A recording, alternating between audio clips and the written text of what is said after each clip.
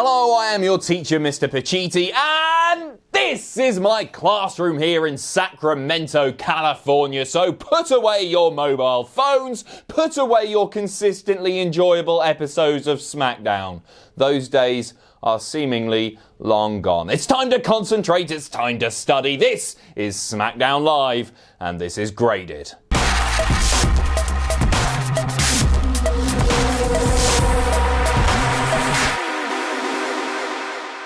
We're kicking things off with The Miz and an episode of Miz TV, and he's been told tonight that he has to follow the script. Scripted promos on a wrestling show? No, thank you. He reads directly off a sheet of paper. His guests tonight are Roman Reigns' opponent at Stomping Grounds, Drew McIntyre, and the breast in the world. No, wait, that's not it. The pest of the world? It's Shane McMahon, and also Elias is there. Shane instructs Greg Hamilton to give him his proper intro, and then we get a nice little instrumental piece from Elias on electric guitar. No words here.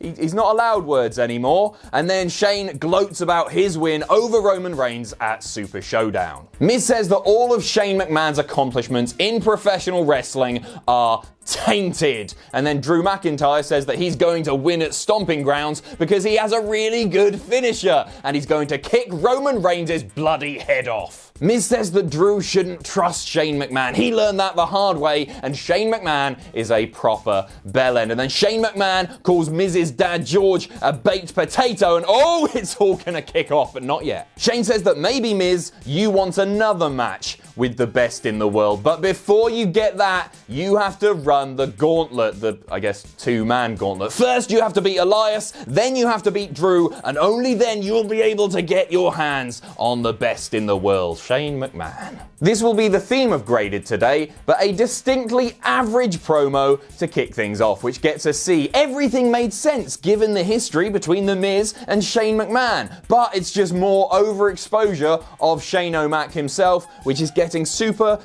tiresome at this point. And that is the obvious problem with this wildcard bollocks. WWE, for some reason, couldn't fit all or the majority of their main roster talent on 2 shows in 5 hours. But now, you've got people like Shane McMahon who, for some reason, have to be on both shows, taking up valuable screen time, so we don't see the likes of the Viking Raiders, Rusev, Nakamura, IC champ Finn Balor wasn't on the main card. The list goes on and on and on, but for some reason, we got to see Shane twice.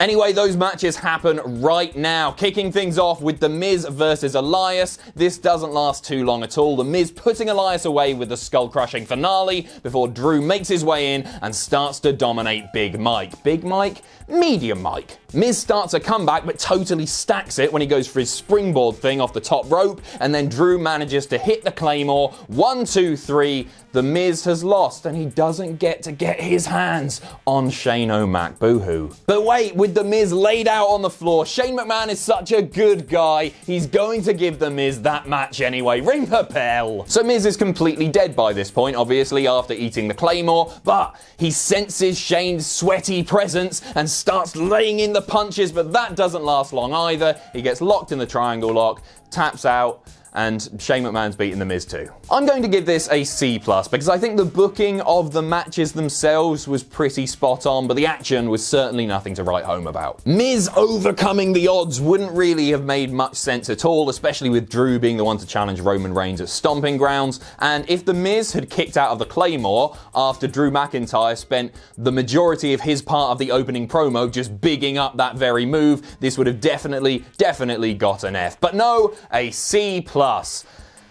Average. Easy heel heat for Shane. I did enjoy him capitalizing on The Miz while he's down and being like, ring the bell, I'll give you the match anyway. But essentially, we're 26 minutes into the show at this point, and it's all been about Shane McMahon. It's too much Shane, and it's not especially fun to watch. Quick backstage segment now where the She-Nom, Ember Moon, is playing her Nintendo Switch. Sonya Deville and Mandy Rose approach her, they start bullying her, being all nasty, and then Sonya Deville slaps the Switch out of Ember's hands. And Ember, after a cool few seconds, just loses it. She goes bozo. Turn your volume down now. She goes, oh! I often don't mention minor backstage segments because I don't want these videos to go on for like half an hour, but I thought this was mentioning because it was so bloody bad. Feuds centered around bullying can work sometimes, rarely I would argue, and it does fit Mandy and Sonia's sort of bitchy, catty attitudes to be doing this, but Ember Moon completely losing it because her portable games console got hit to the floor is just embarrassing. I don't know if this was written to appeal to a younger demographic or to capitalize on Nintendo's E3 stuff from yesterday, but this didn't make me want to see Mandy and Sonya get their comeuppance. It certainly didn't make me want to get behind Ember Moon. It just made me want to turn off. Let's move on. The Planet's tag team champions Daniel Bryan and Rowan are out next, and it is time for a tag title unification match. They're gonna face the Revival. They're finally gonna get rid of these two rubbish tag team scenes. One set of belts. They're all going for it. No. They're taking on the YOLO County tag team champions, AJ Kirsch and Dave Dutra. AJ and Dave have their cardboard belts on the lot. Cardboard belts? I know it's not 2015, but that is gimmick infringement, and Vince, you can expect a cease and desist. But Heavy Machinery come out before the match starts and ask Daniel Bryan and Rowan why they're dodging their challenge. Why won't you put your titles on the line? So Daniel Bryan and Rowan say, hey, if you want to prove yourselves, face these jobbers. You'll never be able to beat them, and then maybe we'll give you a tag title shot.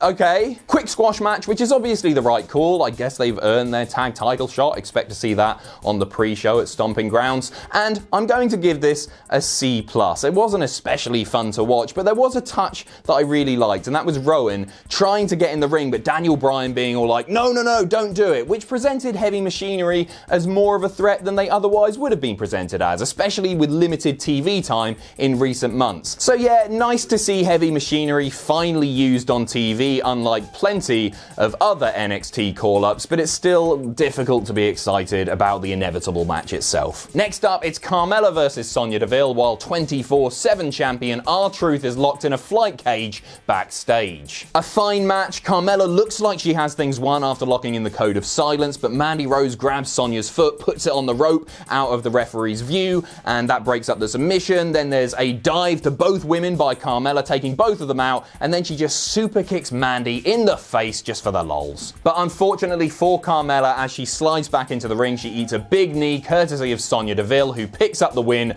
and a C in the process. Remember when you guys used to leave lots of comments saying, you're giving too many Bs, what is this, the B show? I miss those days. Average match. I really thought the storylines in recent weeks were leading to a split between Sonya Deville and Mandy Rose due to their seemingly one-sided friendship, but Mandy Rose helped out Sonya lots tonight, so I guess not. I guess the next step in this wonderful journey is going to be Mandy and Sonya versus Ember Moon for the Nintendo Switch Women's title. Yeah! Next up, it's time for a promo, but hey, welcome back, Big E. He is a guy who adds so much to every segment he's in. He's always so enjoyable to watch. Lovely to see him back and looking fresh. Xavier and Kofi celebrate the return. They hype their match tonight. It's a 3-on-3, the New Day taking on Dolph, Sami, and Kevin in the main event. Main event, plus a returning Big E, and the WWE champion Kofi Kingston. I wonder who is going to win that one. Dolph interrupts. He says it should have been him at Super Showdown, but it doesn't matter because at Stomping Grounds, him and Kofi Kingston are going to be locked inside a steel cage. There's nowhere to run, nowhere to hide. It should have been me. Owens and Sami come out next. Owens doesn't say a word here. Sami cuts pretty much the same promo that we're hearing week in, week out, but this time focusing on the finish of the Super Showdown match with Xavier helping Kofi to retain the title. He says that was an injustice, and if anyone else had done it, all of the WWE universe would have been kicking off. So why aren't you now? Bastards. They hype tonight's main event a little bit more and say that match is essentially going to be a preview of Stomping Grounds because they're going to thrash the New Day, and that is pretty much it. C+, again. Sorry. The delivery was fine here, but this was far longer than it needed to be. I did enjoy the Charlotte Flair jab at the beginning. Big E saying that if every time he returned he got a title shot, he'd have as many title reigns as Charlotte Flair. That was good. That was good, but yeah, this just dragged, and it was totally unnecessary after the long opening promo to kick off SmackDown itself. Bayley versus Nikki Cross is up next, and finally an above average match. Thank the Lord! I always really enjoy watching Nikki. There's something about her style of offense which just makes her so much more fun to watch than the majority of the female roster, like the smashing her opponent's head into the canvas or trapping her opponent in the ring apron. And it's good to see her finally utilized more frequently on weekly WWE TV, even if she's not the focal point of the segments that she's in. Nikki gets a near fall after a distraction by Alexa, which pisses Bayley off. She knees Nikki in the face, goes up top, hits the elbow, 1, 2, 3. The whole time that pin is applied, she's maintaining eye contact with Alexa Bliss. A nice touch. Finally, we're seeing shades of what made Bayley so enjoyable down in NXT. Sure, she's all smiles and hugs when she makes her entrance, but when someone pisses her off, she can bring the fight to you. And I'm really, really glad that she scrapped the Bayley to belly as a finisher, because with the evolution of her character, well, it just wouldn't work with such a crappy finisher. And finally, something that doesn't get a C grade. This gets a B. B for Bayley. B for Bliss. B for above average. Main event time! So we all know what this match is, thanks to that long promo earlier. The New Day taking on Sami, Kevin, and Dolph. And this was fun for what it was. Sure, the result was predictable, but the crowd was hot for it, and there is a whole lot of talent in that ring. And we all know the formula by now. Bit of back and forth, the heels isolate and beat down Xavier. He finally makes the hot tag, signatures, finisher.